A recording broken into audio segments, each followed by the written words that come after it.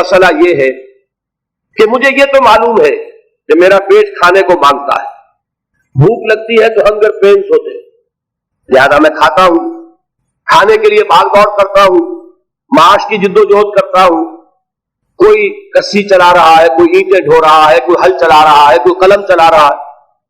اسی طرح یہ معلوم ہے میرے اندر سیکشول ارج ہے جس کی بنا پر میں نے شادی کی ہے، گھر گرہستی کا بوجھ اٹھایا ہے، لیکن یہ کہ کیا یہی ہے صرف انسٹنکٹس؟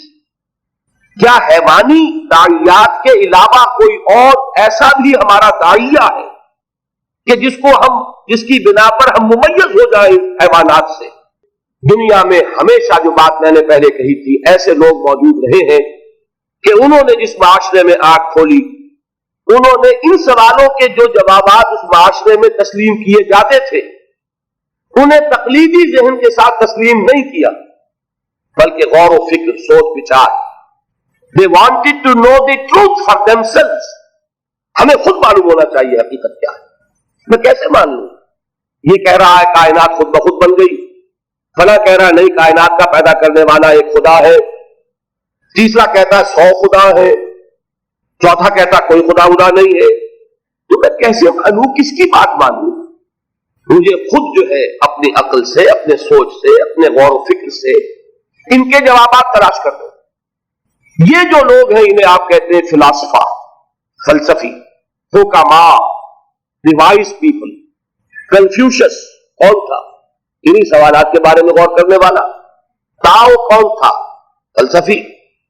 گوتم بدھ کی مثال میں کل دے چکا ہوں، وہ عین اپنی جوانی کے عروج کے وقت، at the prime of his youth, وہ محل چھوڑتا ہے، جوان بیوی کو چھوڑتا ہے، شیر خوار بچے کو چھوڑتا ہے اور جاتا ہے اور در در کی خاک چھانتا ہے۔ کوئی رشی، کوئی منی، کوئی گیانی، کوئی جاننے والا، کوئی انلائٹنڈ پرسن، کوئی کہ جسے حقیقت کا سراغ مل گیا ہو، کوئی مجھے بتائے کہ حقیقت کیا ہے۔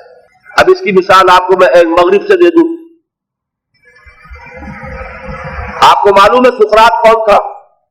ایک فلسفی۔ اس نے غور و فکر کیا، سوچ بچار کیا۔ یونان میں اس وقت جو باتیں مانی جا رہی تھی اس نے ریجیکٹ کیا، یہ غلط ہے، اپنے خیالات پیش کرنے شروع کیے۔ کچھ نوجوان اس کی طرف متوجہ ہو گئے، معاشرے کو خطرہ محسوس ہوا کہ یہ نوجوانوں کو گمراہ کر رہا ہے، ان کے خیال میں گمراہ کر رہا ہے کہ جو چیزیں وہ مان رہے تھے ان کے خلاف کوئی بات پھیلا رہا ہے۔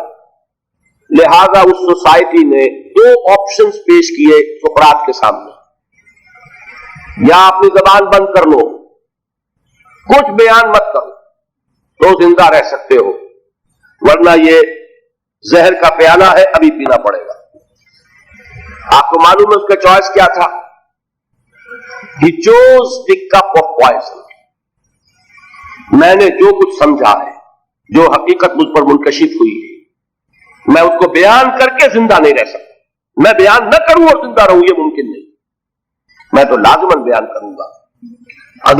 اگر میرے لیے بیان کرنا ممکن نہیں ہے تو موت مجھے زندگی سے زیادہ پسند ہے۔ زہر کا پیالہ پیا کہ نہیں پیا؟ زندگی جو سب سے زیادہ قیمتی شے سمجھتا ہے انسان، اس کو بھی اس نے اپنے اس فکر اور نظریے کے اوپر قربان کر دیا۔ یہ دوسری مثال ہے۔ تیسری مثال لیجئے حضرت سلمان فارسی رضی اللہ تعالی عنہ۔ کہاں پیدا ہوئے؟ ایران میں، فارسی ہے۔ باپ ایک بہت بڑے آتش کدے کا چیف پریسٹ تھا، سب سے بڑا پجاری، اور وہ ظاہر بات ہے کہ جب باپ اس منصب پر ہے تو باپ کے بعد بیٹا بیٹھے گا، کیریئر اس کے لیے روشن۔ لیکن ان کو یہ خیال آیا کہ یہ عجیب بات ہے، آگ ہم خود جلاتے ہیں، ایندھن نہ ڈالیں تو جلتی نہیں، ہم ایندھن ڈالیں تو جاری رہے گی، اور پھر اسی کے آگے ہاتھ جوڑ کر کھڑے ہو جائیں، اسی سے ہم دعائیں کریں، اسی سے ہم مانگنے لگے، تو بھائی بے وقوفی کی حرکت ہے، میں اس کو کرنے کے لیے تیار نہیں۔ آپ کو معلوم ہے he left his house, he left his country، گھر چھوڑا، ملک چھوڑا۔ کہاں گئے؟ شام۔ شام میں عیسائی راہبوں کے پاس، جیسے گوتم بدھ نے ایک ایک رشی اور ایک ایک منی کی خدمتیں کی ہیں، جوتیاں سیدھی کی ہیں علم حاصل کرنے کے لیے، یہ سلمان فارس کا رہنے والا ایک ایک عیسائی پادری کے پاس، ایک ایک عیسائی راہب کے پاس جا رہا ہے، مجھے بتاؤ حقیقت کیا ہے؟ وہ شخص کہتا ہے میرا علم یہ مجھے بتا رہا ہے کہ نبی آخر الزماں کے ظہور کا وقت اب قریب ہے۔ تمہارے اندر جو یہ پیاس ہے علم کی، یہ تو انہی کے دامن میں پہنچ کر اس کو سیری حاصل ہوگی، اور میرا علم مجھے بتاتا ہے کہ جنوب کی طرف کھجوروں کی سرزمین میں ان کا ظہور ہوگا، لہذا قسمت یاوری کرے گی، بسم اللہ کرو، ادھر کا رخ کرو۔ ادھر اس راہب کی آنکھیں بند ہوئی، ادھر انہوں نے سفر شروع کیا عرب کا، ایک قافلے کے ساتھ شریک ہو گئے، قافلے پر ڈاکوؤں کا حملہ ہوا، گرفتار کر لیے گئے۔ گرفتار کرنے کے کیا معنی؟ غلام بنا لیے گئے، غلام بنا کر بیچ دیے گئے۔ لیکن خریدار کون تھا؟ مدینے کا ایک یہودی، یہ ہے طلب صادق، کشاں کشاں چاہے غلام کی حیثیت سے جا رہے مدینے، قسمت جو ہے یاوری کر رہی ہے۔ بظاہر یہ ہے کہ لوٹے گئے، غلام بنا لیے گئے، مدینے پہنچ گئے، حضور ابھی تشریف نہیں لائے، ابھی مکے میں ہے، لیکن خبریں آ رہی ہیں کہ مکے میں کسی نے دعویٰ کیا ہے نبوت کا۔ اب یہ منتظر ہیں، جا سکتے نہیں کہ غلام ہے، آزاد تو ہے نہیں کہ اپنی مرضی سے موو کرے۔ میں یہ کہا کرتا ہوں یہ سلمان وہ شخص ہے، فارس کا سلمان، جس کے بارے میں وہ بات 100% صحیح ہے کہ پیاسا کنویں کے پاس نہیں گیا، کنواں پیاسے کے پاس چل کر آیا کہ محمد الرسول اللہ مدینے پہنچے ہیں صلی اللہ علیہ وسلم۔ اب انہیں خبر ملی، آ گئے ہو، لیکن یہ کہ بہرحال کیسے پہچانوں کہ جھوٹا ہے یا سچا نبی ہے؟ میرے لیے کیا پہچان ہے؟ راہب سے ایک سوال کیا تھا، اس نے کہا تھا دیکھو ایک پہچان میں تمہیں بتا دیتا ہوں، وہ صدقہ اور خیرات قبول نہیں کریں گے، ہدیہ قبول کریں گے۔ لہذا اب یہ چشم تصور ہی سے آپ دیکھیے کتنی منت سماجت کی ہوگی، اپنے اس یہودی آقا کی رخصت لی، ساتھ ہی کھجوریں کچھ حاصل کی، کھجوروں کو ٹوکری میں ڈالا، حضور کی خدمت میں پہنچ گئے۔ حضور نے سوال کیا کہ سلمان یہ کیا ہے؟ عرض کیا یہ صدقہ ہے، میں آپ کے لیے لایا ہوں۔ آپ نے فرمایا نہیں، صدقہ ایک غربا کا حق ہے، تقسیم کر دو، میں صدقہ نہیں لے۔ کچھ دنوں کا بیچ دے کر پھر وہی کام کیا، پھر کچھ کھجوریں لے کے حاضر ہوئے۔ کیا ہے؟ یہ ہدیہ ہے آپ کی خدمت میں، میں پیش کر رہا ہوں۔ فرمایا ہاں ہدیہ میں قبول کرتا ہوں، فوراً ایمان لائے، قدموں میں گر گئے۔ اب آپ بتائیے کہاں سے کہاں سلمان پہنچا ہے؟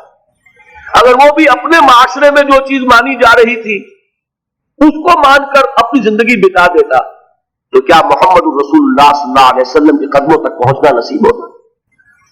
یہ ہے وہ بات۔ اب اور مثالیں سن لیجئے۔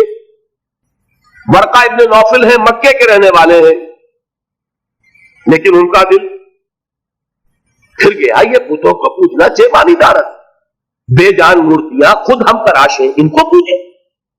لہذا وہ اب حقیقت کی پیاس میں گئے کہاں؟ مکے سے چل کر شام پہنچے۔ اس وقت تک حضور تو پیدا تو ہو چکے ہیں، ولادت ہو چکی ہے، وحی کا آغاز نہیں ہوا، لہذا ورقہ کہاں پہنچے ہیں؟ شام۔ وہاں جا کر عیسائیت اختیار کرتے، وہی دین تھا اس وقت، جب تک وہی حضور پر نہیں آتی وہی دین ہے آسمانی۔ حضرت عیسیٰ علیہ السلام کی رسالت کا دور چل رہا ہے، اور اتنی مہارت حاصل کرتے ہیں کہ ان کے بارے میں آپ کو ملے گا روایات میں کان یکتب التوراۃ بالعبرانیہ، کہ حضرت ورقہ ابن نوفل عبرانی زبان میں تورات لکھا کرتے تھے۔ مکے میں عربی زبان کے لکھنے والے گنتی کے لوگ تھے، اور یہ عبرانی کی تعلیم حاصل کی انہوں نے، اتنے بڑے عالم۔ جب پہلی وحی آئی ہے تو حضرت خدیجہ حضور کو لے کر گئی ہیں انہی ورقہ ابن نوفل کے پاس کہ ذرا سنیے ان کے ساتھ کیا ماجرا پیش آیا ہے۔ حضور نے جب وہ واقعہ بیان کیا حضرت جبرائیل کی آمد کا، غار حرا کا جو واقعہ تھا، تو ورقہ ابن نوفل فرماتے ہیں کہ یہ وہی ناموس ہے جو موسیٰ پر نازل ہوا تھا، عیسیٰ پر نازل ہوا تھا، اور کاش کہ میں اس وقت تک زندہ رہوں جبکہ آپ کی قوم آپ کو مکے سے نکال دے گی۔ حضور حیران ہوئے، اب مخرجیہم، کیا یہ مجھے نکال دیں گے؟ یہ تو مجھ سے بہت محبت کرتے ہیں، مجھے الصادق کہتے ہیں، الامین کہتے ہیں، میں ان کی آنکھوں کا تارا ہوں، یہ مجھے نکال دیں گے؟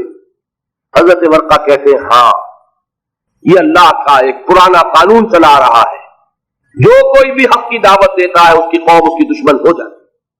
لہذا یہ واقعہ آپ کے ساتھ پیش آئے گا، کاش کہ میں اس وقت تک جوان ہوں جبکہ آپ کی قوم آپ کو یہاں سے نکالے گی تاکہ میں آپ کی کچھ مدد کر سکوں۔ وہ نوبت آئی نہیں، ورقہ کا انتقال ہو گیا۔ اسی طرح کا معاملہ زید کعبے کے پردے پکڑ پکڑ کر کہا کرتے تھے، اے اللہ میں صرف تیری بندگی کرنا چاہتا ہوں، میں ان بتوں کو نہیں پوجنا چاہتا، مجھے معلوم ہے ان میں کچھ نہیں، لیکن اے اللہ کیسے پوجوں یہ مجھے معلوم نہیں، تیری بندگی کیسے کروں، تیری پرستش کیسے کروں، تیرے احکام کیا ہے مجھے معلوم ہے۔ یہ زید ہیں جن کا انتقال ہو گیا حضور پر وحی کے شروع ہونے سے پہلے۔ ان کے بیٹے تھے سعید ابن زید جو بہنوئی تھے حضرت عمر ابن خطاب کے، ان کے گھر میں فاطمہ بنت خطاب حضرت عمر کی ہمشیرہ تھی۔ اب آپ بتائیے زید کا بیٹا ہو، کیسے ممکن ہے کہ ادھر محمد پر وحی آئے ادھر وہ اس کی تصدیق نہ کر دیں؟ لہذا سعید ابن زید جو ہے یہ عشرہ مبشرہ میں سے ہیں، ان 10 چوٹی کے صحابہ میں سے ہیں کہ جنہوں نے فوراً تصدیق کی اور جن کو کہ جنت کی بشارت دنیا میں دی گئی۔ وہ سعید ابن زید کے بیٹے سعید، اور یہی ذریعہ بنے ہیں حضرت عمر کے ایمان کا۔ وہ آپ کی بہن اور آپ کے بہنوئی فاطمہ اور ان کے شوہر سعید ابن زید یہ ایمان لائے ہیں پہلے، اور ان کے راستے سے ہو کر ایمان کی دولت خود حضرت عمر تک پہنچی۔ یہ میں نے آپ کو چند مثالیں دے دی، اس سے حقیقت کیا واضح ہوئی کہ یہ بنیادی سوالات ہیں جن پر لوگ غور کرتے ہیں، اللہ حقیقت تک پہنچاتا بھی ہے،